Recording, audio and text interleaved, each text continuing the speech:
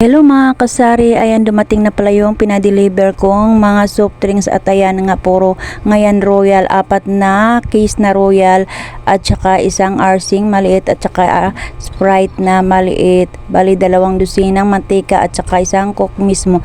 Wala pala silang Royal na malaki kaya Sprite na lang at saka lemon na malaki kasi marami pa naman akong Coke na kasalo kasi wala nga silang stock tama-tama at nag-stock nga ako nung nakaraan pag bili namin at ayan na nga nilagay ko nga dito sa lagayan, lalong-lalo na dito sa ilalim dahil dito yung ilagayan niya dito sa ilalim, sinigsik ko sa ilalim dahil wala na kaming paglagyan dito sa labas. At ayan na nga lahat yung aking mga soft drinks mga kasari, mayroon pa naman yung iba at yung wala lang yung laman ang pinaglagyan ko ng mga soft drinks. Pala ko ngayon ng itlog dahil yung binibili kong itlog ay itong dirty egg kasi medyo mababa kasi itong ang presyo kasi kaysa yung malinis na mataas kasi ang presyo.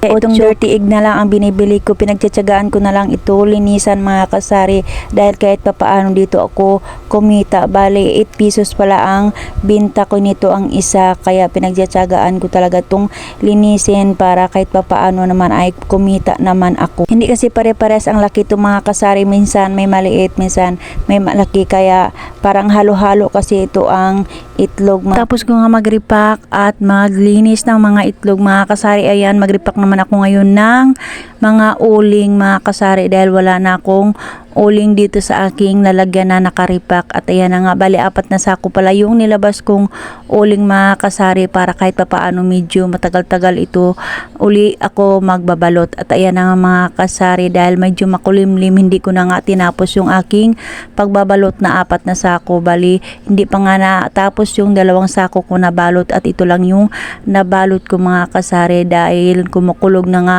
yung panahon at baka maabutan nga ako ng ulan at niligpit ko na nga lahat at binilisan ko na nga ng pagripak. At yung 2 sako nga mga kasari ay binalik ko dito sa loob ng lagayan ng stock namin ng mga uling at yung kalahati ay binalik ko dito sa gilid, nilagay ko lang dito sa gilid. Bali yung naripak ko mga kasari ay 1 kalahati yang lang yung uling ang naripak ko. At pagkatapos ko nga magripak mga kasari, iyan kumain naman ako dahil nagutom na talaga ako pagkatapos kung magripak lahat. Ang dami ko kasing naripak sa isang araw mga kasari kaya gutom na talaga ako. At ayan na, kumain na nga ako mga kasari. Bali yung ulam ko mala mga kasari ay ginisang repolyo at pritong isda. Yung isda pala ay natira namin kagabi at itong repolyo ay mayroon pa naman ako ditong stock sa rip kaya yun na lang yung niluto ko.